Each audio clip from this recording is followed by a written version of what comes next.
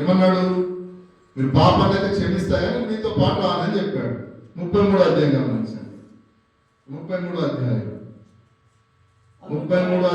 మొదటి వచనం 2వ వచనంలో మరియు యెహోవా మోషేతో ఇట్లనెను, నీవు ఐగుప్తు దేశం నుండి తోడుకొని వచ్చిన ప్రజలు బయలుదేరి నేను అబ్రహాముతోను ఇస్సాకుతోను యాకోబుతోను ప్రమాణము చేసిన నీ సంతానమునకు దీన్ని ఇచ్చదనని చెప్పిన పాలు తేనెలు ప్రవహించు దేశములకు లేచిపోండి.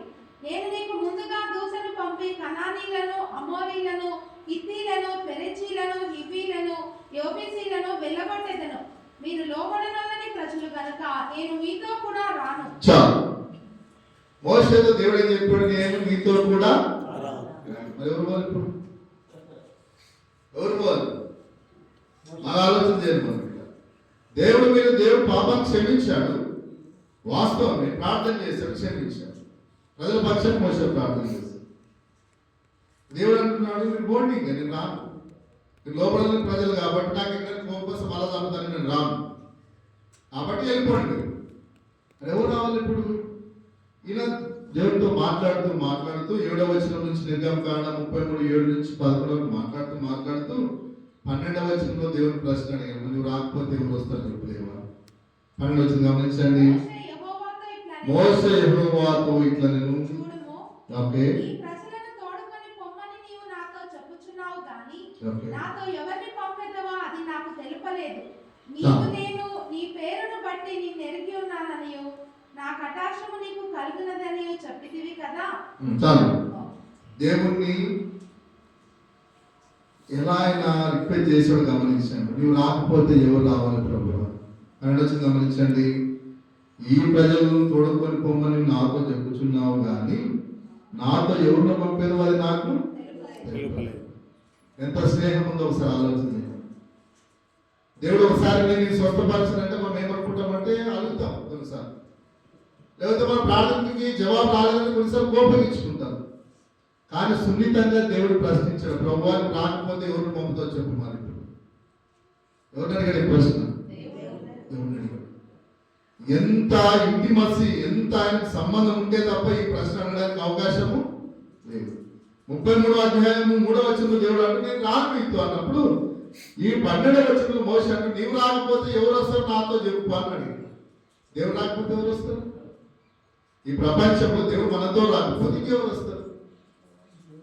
ఎవరు రావడానికి అవకాశము లేదు. మోషే దేవుడిని అలా అడిగాడు సున్నితంగా, ప్రభు నువ్వు రాకపోతే ఎవరు వస్తారో నాకు దయచేసి తెలుపు అన్నప్పుడు దేవుడు ఏం మాట్లాడు. చాలాసార్లు సమస్య వచ్చినప్పుడు దేవుడు కొన్నిసార్లు మన మీద ఏదైనా మాట్లాడినప్పుడు సున్నితంగా మన యొక్క కోరికను మనం ఏం చేయాలి? దేవుడికి తెలిపాలి. మోషే సున్నితంగా మాట చెప్పాడు, నువ్వు గతంలో నాకు ఏం చెప్పావు? వాగ్దానం ఇచ్చావు, గతంలో నేను నీతో ఉంటానన్నావు, మరి రానంటావు. రాకపోతే ఎవరు రావాలి? ఎవరిని పంపుతావో తెలుపు ప్రభు అని చెప్పాడు. ఈ 2026 సంవత్సరంలో మనం ఒకవేళ దేవుడి దృష్టిలో ఆయాస్కరంగా ఉంటే, ప్రభు నీవు లేకపోతే ఇంకెవరు నాతో వస్తారు ప్రభు అని అడగాలి. నీ సన్నిధి లేకపోతే నేను ఎక్కడికి పోవాలి? ఎవరు నాతో వస్తారు? నీవు లేకపోతే ప్రపంచం లేదు కూడా లేదు. మోషే ప్రజల పక్షాన్ని నిలబడి మాట్లాడి, నీవు నాతో రాకపోతే, మాతో రాకపోతే ఎవరు వస్తారో నాకు తెలుపలేదు, ఎవరు వస్తారో అడగలేదు. ప్రశ్న బాగా గమనించండి. ఎవరు వస్తారు ప్రభా, ఎవరు పంపుతావు తెలుపు అన్నాడు, ప్రశ్నించలేదు. నువ్వు ఎవరు పంపుతావు దేవా తెలుపు నాకు. నువ్వు రానంటావు కదా, నువ్వు రాని పక్షంలో నీ ఆప్షన్స్ లో ఎవరిని పంపుతావు తెలుపు అని అడిగాడు.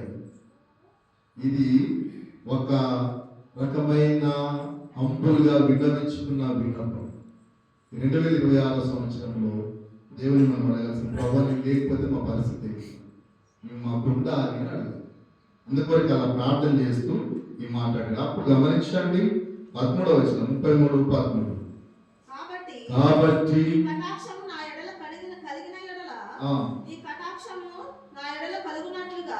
దయచేసి నీ మార్గమును నాకు తెలుపుము. గమనించండి, నీ సన్నిధి రాని యెడల ఇక్కడ నుండి మమ్మను చదవండి. నీ సన్నిధి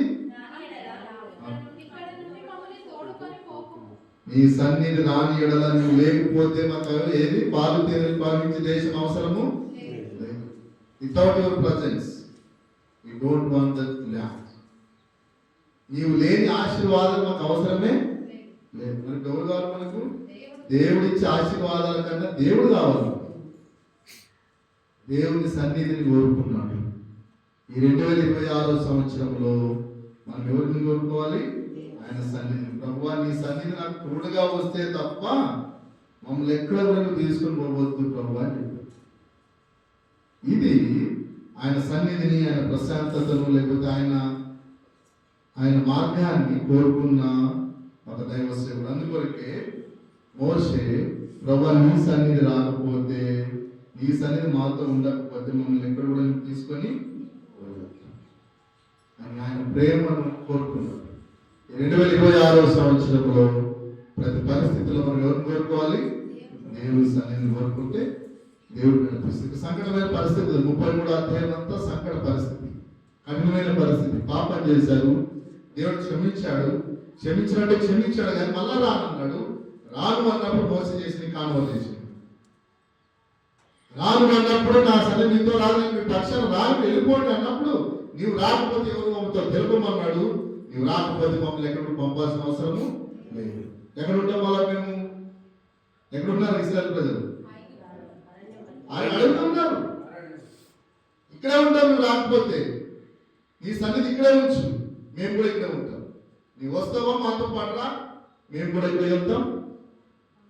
పాలు తేనెలు భావించి దేశం అలా దేవుని సన్నిధిని కోరుకున్నాడు. 2026 సంవత్సరంలో ఏ పరిస్థితిలో ఉన్నా మనం ఆయన సన్నిధిని కోరుకోవాలి. జీవనగానంలో ఒక పాట ఉంది, గమనించండి.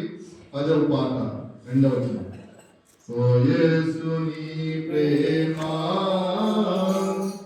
ఎంతో మహనీయము, ఆకాశ తారా పర్వత సముద్ర ఉలగన గోపాలి. ఓ యేసు నీ ప్రేమ సంకట సమయము సాగాలి కుండాను దయచూపు నా మీద అని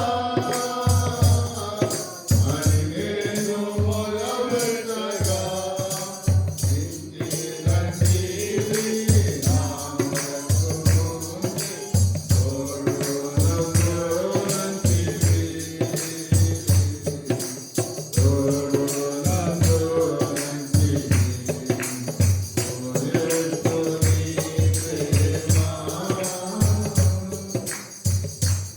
సంకట సమయంలో నేను రాలేను ప్రభు అన్నప్పుడు ఏం చేశారైనా?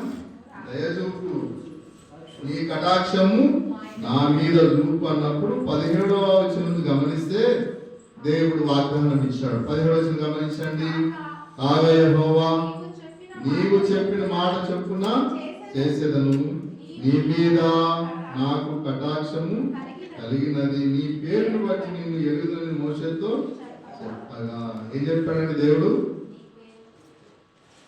17వ వచనం, యెహోవా నీవు చెప్పిన మాట చొప్పున చేసేది. ఎవరు చెప్పిన మాట ప్రకారం? మోషే చెప్పిన మాట. ఏం చెప్పాడు మోషే? దేవుడికి మోషే ఏం చెప్పాడు దేవుడికి? నీ సన్నిధి రాకపోతే వెళ్ళాం, ఇక్కడే కూర్చుంటాం. ఎక్కడ? అరణ్యంలో కూర్చుంటాం. ఈ 2026 సంవత్సరంలో దేవుడు అడగాల్సింది, ప్రభువా నీ సన్నిధి మాతో ఉంచు. ఈ సన్నిధి లేకుండా ఎక్కడ కూడా మేము మూవ్ కావు. ఒకవేళ మేము ఆయాస్కరంగా ఉన్నప్పటికీ మమ్మల్ని క్షమించు. మోషే ప్రార్థన చేసి, అందుకొరకు దేవుడు ఆఖరికి ఏం చెప్పాడంటే, నీవు చెప్పిన మాట ప్రకారం నేను నీకు చేస్తాను. 2026 సంవత్సరం అంతా కూడా మోషే లాంటి లక్షణాలు కలిగి మనం ఆత్మీయంగా ముందు కొనసాగాం. దేవుడు అటువంటి కృప మనందరికీ దయచేయగా ప్రార్థన చేస్తున్నాం. ప్రేమ గల ప్రభువుని పాలన